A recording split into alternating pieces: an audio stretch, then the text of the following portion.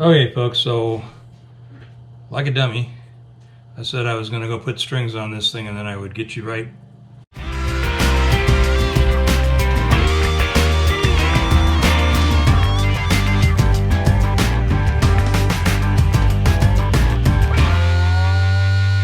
Well, hi folks, it's Dane here at JONAH Guitars. Let's see what happens here. So I got a fellow brought this Taylor guitar in. He mentioned also that the nut fell out, so while it's here I'm going to glue the nut in. He's in the process of doing some kind of left-handed pickguard thing, or butterfly pickguard, or I'm not sure what he called it. It's got stuff stuck all over it, so that's not what I'm dealing with. Let's see if we can even see this in the camera. It's actually moving quite a bit, so I don't want to be in the way here. But anyway, so there's your neck down tight, and it will pull up. I don't know if that's noticeable in the camera. Yeah, I think it is, I guess. Anyway, so I'm going to have to pull the neck. I mean, I could try just tightening up the bolt and see if that handles. I've never had a Taylor come in with a loose neck joint on it, so I'm wondering if possibly that the insert in the neck has slipped or pulled somehow. First thing I'm going to do is just try snagging it up, and then if that doesn't feel groovy, I'll pull the whole neck off. All right, so once again I'm going to try to show you how open this joint is. So right now it's pushed all the way down tight. I'm just going to pull up on it, and you see that gap. It's pretty much 1/8 inch. So he also said there was something rattling around inside. So when it's like this, you can hear something rattling, and I just think it's the washer, because when you pull up on it, I don't think it'll rattle. Well, it's still rattling, so it could be the wires for the battery too. Also says that it's the pickup's not working, so let's just try. And this is a Taylor. I don't know how old this is. It could be before the expression system. Could be they didn't buy one with a pickup in it.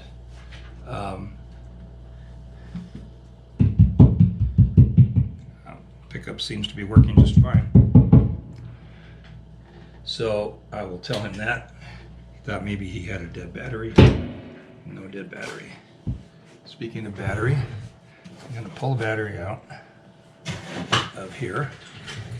I do a lot of work in my lap. Just easier to hold on to everything. I'm going to pull the battery off just so it's not clanking around in there. He's not going to have me do the strings. He is going to do the strings. I need a short. I'm going to edit a bunch of this out just so you know, because you don't need to watch me struggle. I've got to get. I got the battery clip glued, screwed right to this block, and then the block, and it's over the little sticker you have to pull off to get to the screws. So I'm going to. Oh man, I just lucked out and totally found that little screw blind. Battery clip screw accounted for. Let's see if I can get an edge of this sticker out of here. This label does not want to come off. It's definitely holes behind the label. Oh wait, there aren't any screws into the fret. This is a pretty early one, apparently. I should look it up. It's a 510 according to this, but it's not. It doesn't have any of the screws into the fretboard extension, and it doesn't. Which means this extension probably glues on. Which means it's either a series that didn't do the whole removable neck thing, or. And I don't know all there is to know about Taylor guitars. I work on any guitar that comes through the door, so I don't study one specific. Um, I'm going to have to get some tweezers or something, try to catch this. I got a feeling I'm going to shred that tag, and I don't really want to do that. All right, here we go again. So I got the bolts out of the Taylor, and the top bolt was completely loose and not connected at all. It just fell out of the hole. I started to take the tag off. I was hoping it would be kind of a vinyl tag. It wasn't. It's just a, oops, where am I? It's just a paper tag, and it started peeling like that. So I just thought, you know what? I tried a little heat gun, see maybe that would soften it up. No, so what I did was I took my scalpel and I just outlined basically the hole with the scalpel and left a little ear on it so that I could just fold the hole back in the tag and access the bolt holes. So yeah, you can kind of, unless I turned it the wrong way, you can see how those holes are open and the tag is just hanging there. I'm going to do is just put a little glue around the edge of it and poke it back into the general position. And since there's nothing messing with it, it should be able to stay there. I did look up the serial number on this and how they decipher on Taylors. So this guitar is a 95. It was built on started on October 18th.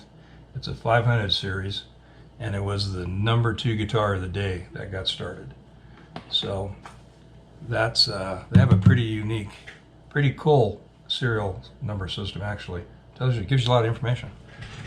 All right, so I'm going to find a wrench that fits the head of that screw and slide it on in there and see if we can snug these up. I'm going to go ahead and put the bolt in, the bottom bolt, and make sure it snugs up properly, and then I will take it out and put a drop of blue Loctite on it so this doesn't happen again. These, I'm just now trying to look at these washers and see if they were kind of like the little dimple washers. That they're perfectly flat though, so there's no sort of a lock mechanism on that. And it is interesting, I mean, because the guitar vibrates. That's what you're doing to it the entire time you've got it going, and so this must have just vibrated loose and back into the, came out as far as the paper would allow it to on that label. All right, it is a 7/16 hex head on this, which what does that make this? 1/4 inch bolt, right? Yeah.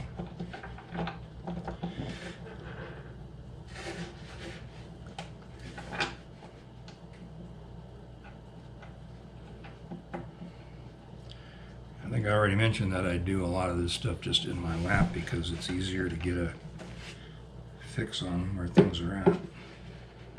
So I have a nut driver, and I'll get it in there and snug it up with a nut driver. Then I'll get a ratchet.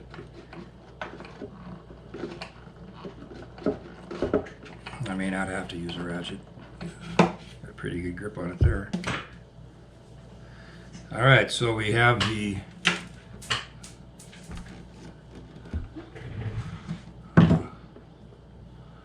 bottom bolt in, snugged up nicely. I'm not getting any flicks out of it. So I don't think we have an issue with inserts. I can't take the neck all the way off without heating this and taking it. It'd be like an actual real neck reset. We don't want to do that. So I will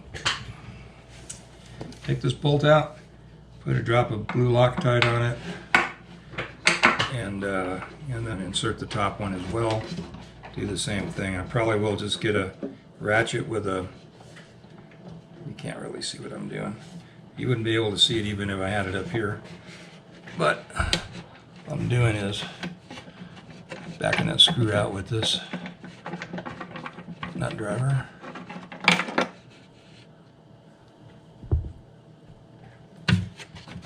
Alright. I just used the blue. It's removable. It'll be a little stiff for whoever tries to get it out of here, but at least it won't be vibrating out again. Don't use red, because you need heat to get red Loctite loose. use it on engines and, you know, automotive stuff. And then you can torch it and break it loose. But the blue, that is not necessary. I'm going to go ahead and stick it upside down again because it makes it easier to put the bolt in.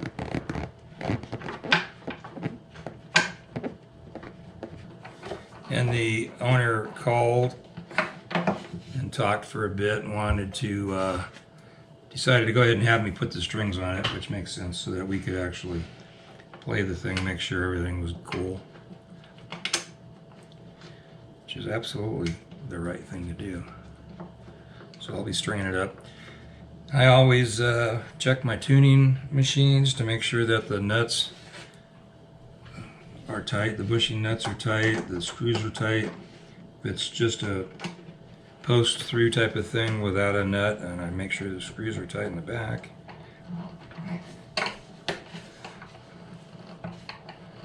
Okay, I'm pretty sure I got a good torque on that, but I'm going to grab a ratchet just so I can have a little lever, kind of feel it better. All right, well, I had a ratchet and I had a socket, but I do not have the right size extension, and I thought it was out in my toolbox in the garage. It's not out there. So you know what, I will look one more time. If I don't find it, I'm just going to refit with this, and that will be fine. Well, didn't have the extension.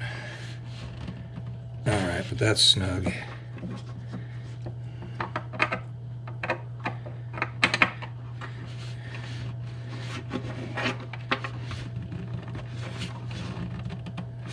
Those are both snug, beautiful, perfect. All right, so what I'm going to do now is I'm going to put a little fish glue around the edges of these holes, glue those back in, glue the piece that I tore off back on, put the battery box back in, or clip rather, and then string it up. So I will bring you back in after it's strung up. Okay folks, so like a dummy, I said I was going to go put strings on this thing and then I would get you right back.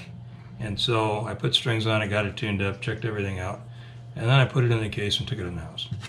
Totally forgetting that. So this evening I'm bringing it back out and I'll show you what it's like with strings on it.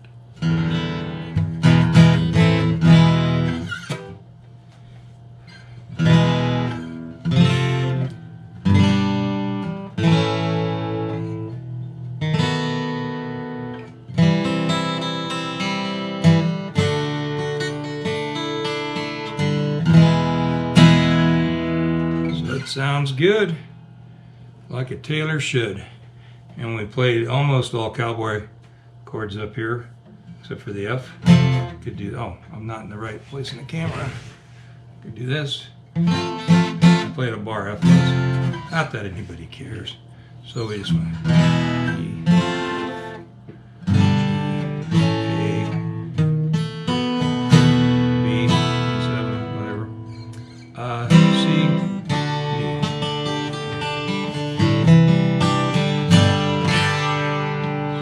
That's what tailors are made for. Cowboy chords. That's not nice. You can play up here too.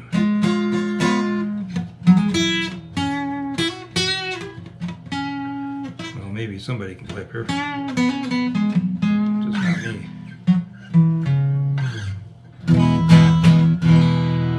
Oh well. So we had ended up with really great action. I don't know if I'll be able to get it into the camera.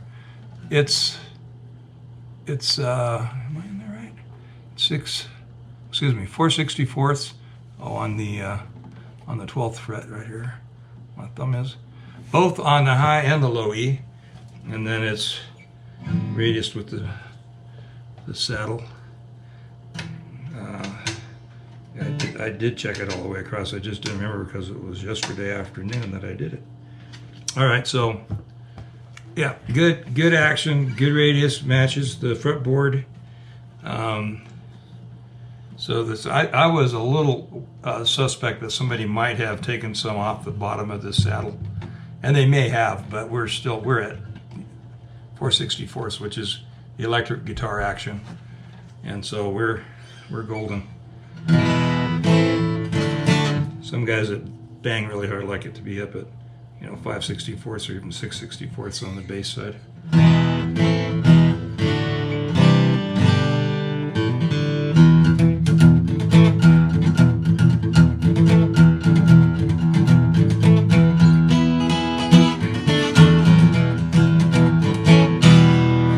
That's it.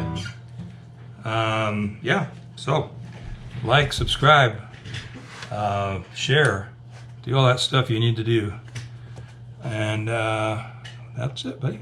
See you later.